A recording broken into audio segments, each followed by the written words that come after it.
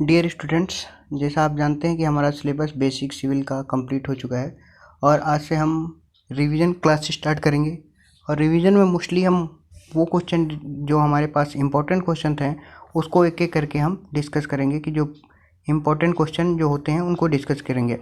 अब जो हमारा ये पता होगा कि जो हमारा पैटर्न होता है वो हमारे पास पार्ट ए, पार्ट बी और पार्ट सी, जो हमारा क्वेश्चन पेपर होता है पार्ट ए, पार्ट बी और पार्ट सी में डिवाइडेड होता है। तो हम सिमिलर पार्ट ए हमारे पास वेरी शॉर्ट आंसर टाइप होता है, पार्ट बी जो हमारे पास होता है मीडियम होता है और पार्ट सी जो होता है वो लार्ज आंसर टाइप होता है। जो हमारे पास पैटर्न है वो ऑलरेडी हम क्लास में डिस्कस कर चुके थे, फिर भी हम यहाँ पे एक बार डिस्कस कर लेना चाहेंगे आप लोगों के साथ कि जो पार्ट ए में हमारे पास बेसिक सिविल में जो क्वेश्चन आने वाले हैं उसमें से 5 क्वेश्चन आएंगे और 5 में से 5 अटैम्प्ट करने हैं। पार्ट बी जो हमारे पास है वो हमारे पास 4 अटैम्प्ट करने होते हैं आउट ऑफ 6 से, और जो पार्ट सी होता है इसमें 2 अटैम्प्ट करने होते हैं 3 क्वेश्चन में से। तो हम एक एक करके डिस्कशन करेंगे कि हमारे पास जो इम्पोर्टेंट क्वेश्चन है पार्ट ए में किस टाइप से बन सकते हैं, पार्ट बी में किस टाइप से बन सकते हैं और पार्ट सी में किस टाइप से क्वेश्चन बन सकते हैं। इसके रिगार्डिंग आज हम जो डिस्कस करेंगे वो हम डिस्कस करेंगे पार्ट ए के बारे में कि हम पार्ट ए में किस टाइप के क्वेश्चन पूछे गए हैं। इसमें जो क्वेश्चन हम डिस्कस करेंगे इसमें कुछ प्रीवियस ईयर्स के भी क्वेश्चन होंगे और कुछ क्वेश्चन ऐसे होंगे जो मोस्ट प्रॉब्ली इस साल भी आपके पेपर में देखने को मिलेंगे। तो स्टार्ट करते हैं हम। स्टार्टिंग तो पहला जो क्वेश्चन है वो है कि इसी के बारे में पूछा गया है कि सिविल इंजीनियरिंग होती क्या है, उसको डिफाइन करना था। ये लास्ट ईयर पेपर का क्वेश्चन है। तो जब हमने क्लास स्टार्टिंग की थी उसी समय यहाँ सब्जेक्ट का नाम ही क्या है, बेसिक सिविल इंजीनियरिंग। मीन्स हम क्या करेंगे, सिविल इंजीनियरिंग के बारे में तो पढ़ेंगे लेकिन उसके क्या बेसिक्स के बारे में जानेंगे कि बेसिक होता क्या है, बेसिक्स उसमें क्या क्या होते हैं और सिविल इंजीनियरिंग में क्या क्या प्रॉपर्टीज होती हैं। तो जो हमें इसकी डेफिनेशन लिखनी है, क्योंकि ये शॉर्ट आंसर टाइप है तो हम उसमें पूरा का लॉन्ग आंसर टाइप नहीं लिखेंगे।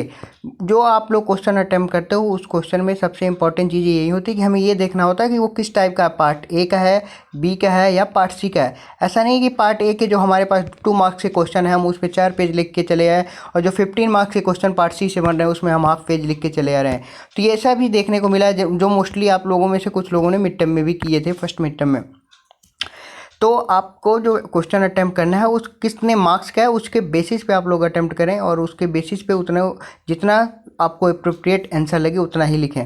तो जो सिविल इंजीनियरिंग के बारे में हम डिस्कस कर रहे हैं कि अगर इसको डेफिनेशन भी लिखनी होगी तो कैसे लिख सकते हैं कि सिविल इंजीनियरिंग क्या होता है। ये एक ब्रांच है किसकी, जो हमारे पास इंजीनियरिंग डिसिप्लिन्स होते हैं, अलग अलग ब्रांचेज होते हैं, अलग अलग डिसिप्लिन होती हैं, उनमें से एक सिविल इंजीनियरिंग एक क्या हुआ, डिसिप्लिन है, एक ब्रांच है इंजीनियरिंग की। इसमें मोस्टली क्या करते हैं, जो सिविल इंजीनियरिंग में डील विथ, जो सिविल इंजीनियरिंग करते हैं वो क्या डील करते हैं, प्लानिंग करते हैं, डिजाइनिंग करते हैं, कंस्ट्रक्शन करते हैं। और जो हमने सबसे प्लानिंग मीन्स कि किसी भी चीज़ को बनाने से पहले उसका एक मैप तैयार करना, एक खाका तैयार करना, जिसको प्लानिंग कहते हैं। प्लानिंग के बाद क्या होगा, डिजाइनिंग, डिजाइन बनाना। प्लानिंग के बाद कि अगर वो प्लान हो गया तो उसके बाद हम उस पर क्या करेंगे, डिजाइन बनाएंगे कि कैसे कैसे है। तो उसके बाद डिजाइनिंग के बाद कंस्ट्रक्शन, कि जो हमारे पास डिजाइन बन गया उस डिजाइन के बेसिस पे हम क्या करेंगे, कंस्ट्रक्ट करेंगे, उस चीज़ को बनाएंगे एक्चुअली। अगर वो कंस्ट्रक्ट हो गया, वो चीज़ें बन गई तो उनको क्या करना होगा, मेंटेन करना होगा। अगर एग्जांपल हम ले लें बिल्डिंग का, हम एग्जांपल लेके चलते हैं किस चीज़ का, बिल्डिंग का। तो हमने सबसे पहले ये सोचा कि हमारे माइंड में ये आया कि नहीं हमें क्या करनी है, बिल्डिंग बनानी है। तो बिल्डिंग बनाने के लिए सबसे पहला स्टेप क्या होगा कि सबसे पहला स्टेप कि हमें प्लान करना होगा कि बिल्डिंग बनानी है। दूसरा स्टेप उसका डिजाइनिंग बनानी होगी कि बिल्डिंग किस टाइप की होगी। तीसरा जब डिजाइनिंग हो गई तो उसको बिल्डिंग को लोकेशन ढूंढने के बाद क्या होगा, कंस्ट्रक्शन करना होगा। बिल्डिंग बनी बनाई होगी, अब उस बिल्डिंग को क्या होगा, मेंटेनेंस करना पड़ेगा। क्योंकि ऐसा नहीं कि एक बार बिल्डिंग बना दी तो हमारे पास मिलियन ईयर्स चलेंगे, नहीं, उनको टाइम टू टाइम क्या होता है, मेंटेन करना होता है। मेंटेन करेंगे और उसके अलावा क्या करेंगे, जो भी इंफ्रास्ट्रक्चर थे, तो ये अभी नहीं, हमने अभी एग्जांपल लिया था किसका, बिल्डिंग्स का, लेकिन हम किस चीज़ के बारे में बात करें, सिविल इंजीनियरिंग। तो ये क्या था, जो मेंटेनिंग था, जो ये सारे के सारे जो ऑपरेशन थे ये क्या होंगे, हर टाइप के इंफ्रास्ट्रक्चर के लिए वैलिड होंगे। आगे हम डिस्कस करेंगे कि इंफ्रास्ट्रक्चर क्या होता है। अब उस इंफ्रास्ट्रक्चर में बिल्डिंग्स भी आ सकते हैं, रोड भी आते हैं, ब्रिज भी होते हैं, जितने भी कैनाल्स होते हैं, डैम होते हैं, वाटर सप्लाई जो हमारे पास सिस्टम होते हैं वो, और जितने भी ट्रीटमेंट प्लांट हैं वो भी। इनके अलावा बहुत सारे ऐसे हैं जैसे हाइड्रो इलेक्ट्रिक पावर जितने भी होते हैं वो सारे के सारे जितने भी टाइप के कंस्ट्रक्शन होते हैं वो क्या होते हैं, सिविल इंजीनियरिंग से रिलेटेड होते हैं। तो आई होप आप लोगों को पहले क्वेश्चन में कोई डाउट नहीं होगा। इसके बारे में जो कभी कभी क्वेश्चन बनते हैं इसके डिसिप्लिन से बनते हैं, कि इसके स्पेशलाइजेशन से, कि जो सिविल इंजीनियरिंग होती है इसके भी क्या एक ही ब्रांचेज होती हैं जो आगे फर्दर हैं, या इसमें भी अलग अलग स्पेशलाइजेशन किए गए हैं। तो उस बेसिस पे अलग अलग स्पेशलाइजेशन से अलग अलग क्वेश्चन बनते हैं। जैसे यहाँ एक क्वेश्चन आया है कि define the work of structural engineer. अब स्ट्रक्चरल इंजीनियरिंग के वर्क से पहले हमें ये जानना होगा कि स्ट्रक्चरल इंजीनियरिंग होती क्या है। तो स्ट्रक्चरल इंजीनियरिंग के बारे में हमने डिसिप्लिन पढ़ा था, और डिसिप्लिन में जब आप लोग देखोगे तो 4th नंबर की डिसिप्लिन होती है वो स्ट्रक्चरल इंजीनियरिंग होती है। और जो स्ट्रक्चरल इंजीनियरिंग जो पर्सन करता है वो क्या कहलाता है, वो स्ट्रक्चरल इंजीनियर कहलाता है। तो जो स्ट्रक्चरल इंजीनियर होगा वो क्या करेगा, कंस्ट्रक्शन ऑफ स्ट्रक्चर, किसी भी प्रकार का जो कंस्ट्रक्शन होगा किसी भी स्ट्रक्चर का, तो वो क्या होगा, उसका जो हमारे पास कंस्ट्रक्शन हो रहा है उसमें क्या करेगा, इफ़िशिएंट नीड, उसकी सबसे पहली चीज़ क्या होगी, प्लानिंग। उस कंस्ट्रक्शन का क्या करेगा, ये प्लान करेगा, डिजाइन करेगा, और एक तरीका बताएगा कि किस तरीके से इसको कंस्ट्रक्ट किया जा सकता है। फॉर एग्जांपल कि हम क्या इसका प्रीकास्ट कंस्ट्रक्शन करेंगे या फिर हम इसका इन सीटू कंस्ट्रक्शन करेंगे। अब इन दोनों में टर्म्स में क्या है इसके बारे में हम आगे डिस्कस कर लेंगे कि प्रीकास्ट और इन सीटू में क्या होता है। तो हमें यहाँ पे क्या पता चला कि हमें मेथड ऑफ कंस्ट्रक्शन भी कौन बताता है, स्ट्रक्चरल इंजीनियर ही बताते हैं। इसके अलावा स्ट्रक्चरल इंजीनियर क्या कहते हैं कि फाइंड आउट करते हैं, मीन्स क्या क्या चीज़ें फाइंड करेंगे, मैग्नीट्यूड के साथ साथ डायरेक्शन और नेचर ऑफ फोर्सेस, कि अगर हम बिल्डिंग बना रहे हैं या किसी भी टाइप का कोई स्ट्रक्चर बना रहे हैं तो उस पर कितना मैग्नीट्यूड, मतलब क्वांटिटी उसकी कितनी आ रही है, उस फोर्स का डायरेक्शन कितना है।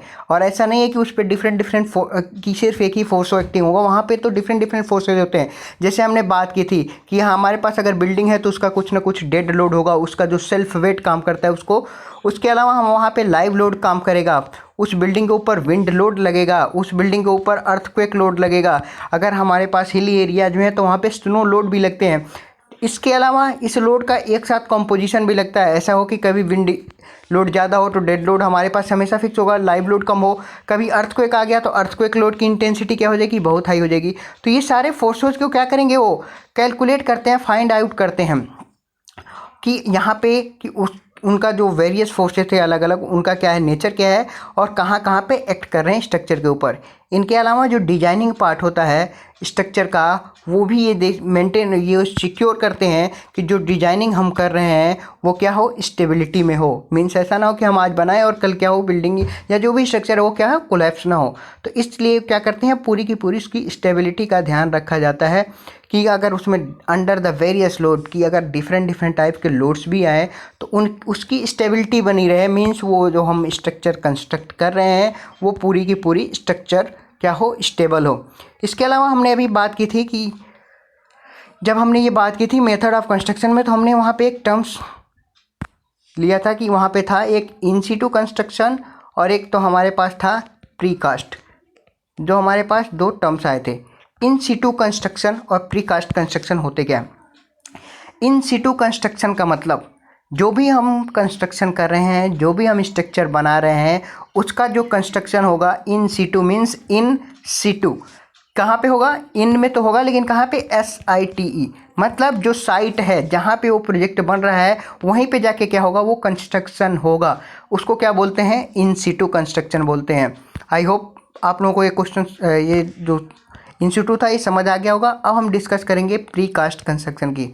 इन सीटू का मतलब क्या हुआ, जहाँ पे हम जाके कंस्ट्रक्शन कर रहे हैं, मतलब जो बिल्डिंग जहाँ बन रही थी, जो स्ट्रक्चर जहाँ बनना था वो वहीं पे सारा फ्रेमवर्क तैयार करेंगे, वहीं पे सारे उसकी कंस्ट्रक्शन की जाती है, तो उसको इन सीटू बोलते हैं। ऑन साइट भी बोल सकते हैं कि हम साइट पे जाके कंस्ट्रक्ट करें। दूसरा जो हमारे पास मेथड ऑफ कंस्ट्रक्शन होता है वो होता है प्रीकास्ट। जैसे कि हमने आज तक देखा था कि जितने भी हमारे पास मोटर व्हीकल्स कंपनी थी, हम एग्जांपल लेते हैं कि मोटर व्हीकल्स की।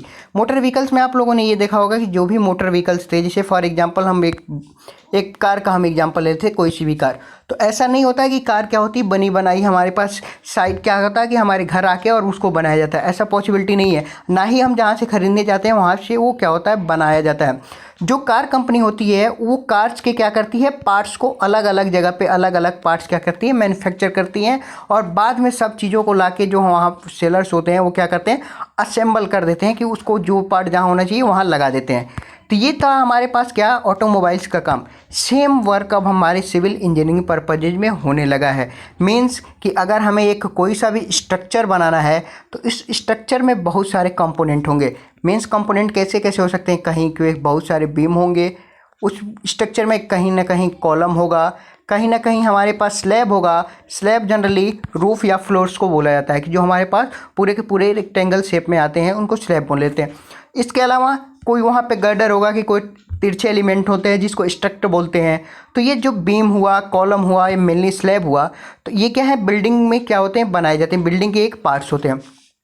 अब हम क्या करेंगे कि जो इन सिटू प्री कास्ट कंस्ट्रक्शन होता है, इसमें बीम की कंस्ट्रक्शन किसी अलग जगह पे होती है, कॉलम कहीं और से बन के आता है, स्लैब कहीं और बनाया आता है। और जहाँ पे हमें घर बनाना होता है, जहाँ पे हमें वो स्ट्रक्चर बनाने होते हैं, वहाँ पे भी सिर्फ क्या किया जाता है, जितने भी ये चीज़ें आएँ उसको क्या किया जाएगा, असेंबल कर दिया जाएगा।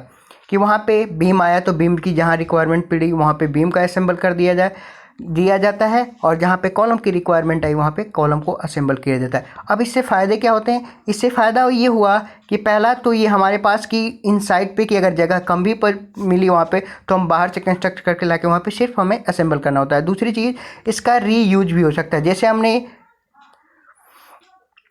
हमने इसका क्या किया, असेंबल किया, वैसे हम इसका क्या कर सकते हैं, डिसमेंटल कर सकते हैं। अब डिसमेंटल क्या होता है कि हम इसको क्या करते हैं, तोड़ भी सकते हैं। लेकिन इसमें जो तोड़ने का है कि जहाँ जहाँ से हमने जॉइंट प्रोवाइड की है वहाँ से जॉइंट को क्या करेंगे, तोड़ देंगे, जॉइंट को हटा देंगे, जिससे क्या होगा कि जो बीम जैसे थी उस बीम को वैसे ही निकल जाएगी। जिससे हमारे पास क्या होगा, जो स्क्रैप होगा, जो हमारे पास मलबा होगा, वो वहाँ पे जो डेब्रिज होते हैं, जो इसके कूड़े कचरे जो तोड़ने के बाद जनरेट होते हैं, वो जनरेट नहीं होंगे। इस केस में जो बीम जैसे आई थी उसको ले जाके दूसरी जगह भी यूज कर सकते हैं। इसलिए इसको क्या बोलते हैं कि ये मेथड जो होता है उसमें मोस्ट ऑफ मटेरियल क्या हो जाते हैं, रीयूज हो जाते हैं। तो आई होप ये दोनों क्वेश्चन आप लोगों को समझ आ गए। और थर्ड क्वेश्चन के बारे में हम डिस्कस करेंगे कि अभी तक हम ये बात करें कि किसी भी टाइप का स्ट्रक्चर हो, किसी भी टाइप का इंफ्रास्ट्रक्चर हो, तो थर्ड क्वेश्चन यही है कि इंफ्रास्ट्रक्चर हम बोलेंगे कैसे, किस चीज़ को बोलेंगे। तो इंफ्रास्ट्रक्चर क्या होता है कि जो infrastructure define as set of facility, कि इंफ्रास्ट्रक्चर किसको बोलेंगे जिसमें बहुत सारे फैसिलिटीज़ हों, जिसके थ्रू क्या हो, हमारे पास गुड्स की भी प्रोवाइड हो और वहाँ पे सर्विसेज भी क्या हो, प्रोवाइडेड हो। गुड्स के साथ साथ क्या हो, सर्विसेज भी प्रोवाइडेड हो। किसके लिए, पब्लिक के लिए। ऐसा नहीं है किसी पर्सन के लिए, ठीक है, पूरी की पूरी पब्लिक के लिए है। अब इंफ्रास्ट्रक्चर में क्या होता है, बेसिक फैसिलिटी का क्या हम ध्यान रखा जाता है कि जो भी हमारे पास बेसिक जो हमारे पास फैसिलिटी है उसको फुलफिल करने के लिए जो भी इक्विपमेंट नीडेड है वो क्या हो, कंट्री के एरिया में ही क्या हो, प्रोवाइडेड हो। मीन्स कि जैसे एग्जांपल ले लिया हमें बिल्डिंग, तो बिल्डिंग हमारे पास क्या है, बेसिक नीड है। क्योंकि अगर हमारे पास बिल्डिंग नहीं रहेंगे तो कहाँ रहने के लिए सबसे बड़ी ड्रॉबैक आ जाएगी हमारे पास कि हम रहेंगे कहाँ पे। तो उस केस में हमारे पास बेसिक नीड क्या है। इसके अलावा हमने सबसे पहले क्या किया, बिल्डिंग्स के बारे में देखा, बिल्डिंग बन गई। इसके अलावा हमारे पास ट्रांसपोर्ट भी क्या है, रिक्वायरमेंट है, बेसिक नीड है। अगर ट्रांसपोर्ट नहीं हुआ तो एक जगह से दूसरे जगह पे मूवमेंट नहीं हो पाएगा। तो उस केस में क्या करना चाहिए, हमें ट्रांसपोर्ट बढ़ाने पड़ेंगे। और ट्रांसपोर्ट बढ़ाने के लिए किस टाइप के इंफ्रास्ट्रक्चर, कहीं ना कहीं हमने क्या किया, रोड का बना दिया। तो रोड भी क्या हो गया, एक इंफ्रास्ट्रक्चर हो गया। रोड नहीं हो तो हमने क्या किया, रेलवे बना दिया। रेल के अलावा क्या था, एयरवेज का इन्वेंट हुआ। इसके अलावा हमारे पास वाटरवेज चलते हैं। तो ये अलग अलग तरीके से चलते हैं, लेकिन ये सारे के सारे क्या हैं, इंफ्रास्ट्रक्चर हैं, जिससे क्या हो रही है, कंट्री डेवलप हो रही है। अब हम नेक्स्ट क्वेश्चन की बात करते हैं कि हमारे पास सर्वेइंग किसको बोलेंगे, कि सर्वेइंग होता क्या है, हम सर्वेइंग बोलते किसको हैं। तो हम बात करते हैं कि सर्वेइंग होता है वो क्या है। अभी हमने बात की थी कि जैसे स्ट्रक्चर था वैसे ही क्या है, ये सारे के सारे इसके डिसिप्लिन है, इसके क्या है, स्पेशलाइजेशन है, किसके, सिविल इंजीनियरिंग के। तो सिविल इंजीनियरिंग के सारे स्पेशलाइजेशन है। अब इसमें करते क्या है कि कोई भी प्रोजेक्ट था हमारे पास, कोई भी इंफ्रास्ट्रक्चर है, उसकी स्टार्टिंग से पहले हमें उसके बारे में बेसिक आइडिया का पता लगाना होता है। उस बेसिक आइडिया का पता लगाना क्या कहलाता है, सर्वेइंग कहलाता है। तो ये चीज़ें यहाँ पे मेंशन है कि before starting any important civil engineering project, तो कोई सा भी सिविल इंजीनियरिंग का प्रोजेक्ट है उसको स्टार्ट करने से पहले ये बहुत ज़रूरी होता है, इट बिकम नेसेसरी, ये हमारे पास लिए बहुत ज़रूरी होता है कि हमें क्या हो, उसकी डिटेल पता होनी चाहिए। डिटेल क्या क्या पता होनी चाहिए कि वो मैप कैसा है, उसकी लोकेशन कैसी है, किस पॉइंट पे है, किस शेप में वो एरिया है, ताकि उसकी टोपोग्राफी क्या है, कि हिली एरिया में है कि हमारे पास प्लेन एरिया में है, आसपास की ज़मीनें कैसी हैं। तो ये सारे के सारे क्या होने चाहिए, उसका जो डिटेल सर्वे होना चाहिए। और वो डिटेल सर्वे मैप के थ्रू होता है। मीन्स हम जाके क्या करते हैं, डिटेल सर्वे करने के बाद हम पेपर पे मैप बना लेते हैं। मैप उस बिल्डिंग का मैप, उस अगर मैप बनता है और उस मैप को ही एक नया टर्म्स का नाम दिया जाता है, या तो उसको मैप बोला जाता है या फिर उसी चीज़ को एक नया टर्म नाम दिया जाता है कि ये हमारा पास प्लान है। किस चीज़ का? उस प्रोजेक्ट का, कि ये प्रोजेक्ट का प्लान है या फिर मैप है। अब आगे डिस्कस करेंगे कि प्लान और मैप में बेसिक डिफरेंस क्या होगा, लेकिन अभी हम ये डिस्कस कर लेते हैं कि उसका क्या किया जाता है, डिटेल उसका क्या किया जाता है, सर्वे किया जाता है कि पूरी जानकारी को डिटेल एक टेबल के फॉर्म में या फिर एक मैप के फॉर्म में हम उसको कलेक्ट कर लेते हैं। अब जो सर्वेइंग होती है ये क्या कर ला, इसकी जो डेफिनेशन लिखनी है तो ये क्या है, ये आर्ट ऑफ कलेक्टिंग डाटा। तो इसको हम क्या बोल सकते हैं, एक ऐसी टेक्निक है जिसमें हम क्या करते हैं, art of collecting data. Means क्या करते हैं, जो डाटा का कलेक्शन करते हैं उसी चीज़ को क्या बोलते हैं, सर्वेइंग बोलते हैं। किसके लिए? मैपिंग पर्पज के लिए। मैपिंग के लिए हमने यहाँ मैप बना लिया। अब यहाँ पे कौन सा पॉइंट किस जगह पे ग्राउंड पे लोकेटेड है उस चीज़ को यहाँ पे लोकेट करके, और आसपास के जो रिलेटिव पोजीशन है, जो कि अगर ये पॉइंट इस पॉइंट से कितनी दूरी पे है, हमने जैसे फॉर एग्जांपल हमने मार्क कर लिया कि हमने गए फील्ड पे और हमने मार्क कर लिया कि बाउंड्री जो हमारे पास एरिया है इस एरिया में है, हमें यहाँ पे पता है कि यहाँ से ये डिस्टेंस इतनी है, तो हम क्या करेंगे, एक पॉइंट मार्क करेंगे और वहाँ से उतनी डिस्टेंस का क्या करेंगे, मार्किंग पॉइंट लगा के उसको इस्टेब्लिश कर देंगे। तो यहाँ से रिलेटिव पॉइंट पता होगा। अगर इसकी लोकेशन ग्राउंड पे पता हो गई तो इसकी भी लोकेशन क्या हो जाएगी, पता हो जाएगी, क्योंकि इन दोनों के बीच में हमें क्या होगा, डिस्टेंस यहाँ पे ऑलरेडी लिखा होगा। इसीलिए इसको क्या बोला गया, रिलेटिव पोजिशन की क्या हमें क्या करने हैं, पॉइंट को पता करने होते हैं। अब वो रिलेटिव पॉइंट के लिए क्या क्या निकालना पड़ते हैं, तो लेटीट्यूड निकालना पड़ता है, लॉन्गिट्यूड निकालना पड़ता है, एल्टीट्यूड निकालना पड़ता है। तो ये सारे पॉइंट्स उसमें कैलकुलेट करने पड़ते हैं। लेटीट्यूड की मीन्स कि अगर एग्जांपल, बेसिक एग्जांपल हम अगर मैथमेटिकल्स में समझ लें तो हमें लेटीट्यूड का मतलब क्या होता है कि कोई सी भी जो जियोग्राफी के लेटीट्यूड और इसके लेटीट्यूड में डिफरेंस होता है। अभी तक जियोग्राफी में हमने ये पढ़ा था, जैसे अगर ये कोई लाइन है, अगर ये लाइन सीधे हमारे पास एक्स एक्सिस होता है और ये वाई एक्सिस है, अगर यहाँ पे थीटा एंगल बन रहा है तो अगर जो इसके साथ लगा होगा उसको क्या बोलते हैं, लेटीट्यूड, और ये हमारे पास डिपार्चर या इसी को लॉन्गिट्यूड बोलते हैं। तो अगर इसकी लेंथ क्योंकि हम जो मैप बनाएंगे वो तो 2D प्लान पे ही बनेगा, उसमें अगर कोई किसी तिरछी एरिया में होगा तो उस चीज़ को हम नहीं डिफाइन कर पाएंगे, उस चीज़ को नहीं बन पाता है 3D डायग्राम।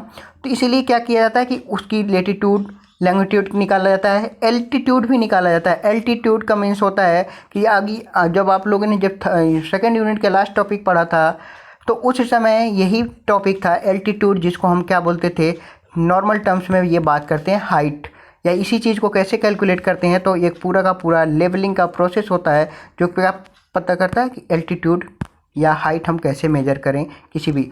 तो ये सारे पॉइंट किस लिए ज़रूरत पड़े कि अगर हमें मार्क करना है कि ये पॉइंट यहाँ है और बी पॉइंट यहाँ है, तो ये जो ए पॉइंट है वो बी पॉइंट से नीचे है या ऊंचाई पे है, या यहाँ से कितनी दूरी में है, किस डायरेक्शन में है, ए से ईस्ट में है, वेस्ट में है। तो इसके लिए क्या चाहिए, हमें पूरा का पूरा एक सर्वे चाहिए, मैप चाहिए, जिसपे ये सारी डिटेल शो होती है कि यहाँ डिटेल में क्या क्या होगा कि यहाँ पे लेटीट्यूड लॉन्गिट्यूड मीन्स कि हम क्या पता करें, इसकी पोजीशन, कि इसकी पोजीशन क्या है एक पॉइंट के रिस्पेक्ट में दूसरी पोजीशन की, दूसरी चीज़ इसका डायरेक्शन की, ये किस डायरेक्शन में है, और तीसरी चीज़ इसका एल्टीट्यूड की, ये ऊंचाई कितनी है। तो ये हमने अभी आज 3 क्वेश्चन डिस्कस कर लिए। नेक्स्ट क्वेश्चन के बारे में हम डिस्कस करेंगे नेक्स्ट क्लास में, नेक्स्ट वीडियो में, कि हमारे पास कि हमने जो हमारे पास सर्वेइंग आज 4 क्वेश्चन हो गए डिस्कस, तो इसका ऑब्जेक्ट क्या था या इसके जो डिफरेंस हैं उनके डिफरेंट आगे प्लान और मैप के भी देख लेंगे क्या होते हैं नेक्स्ट वीडियो में।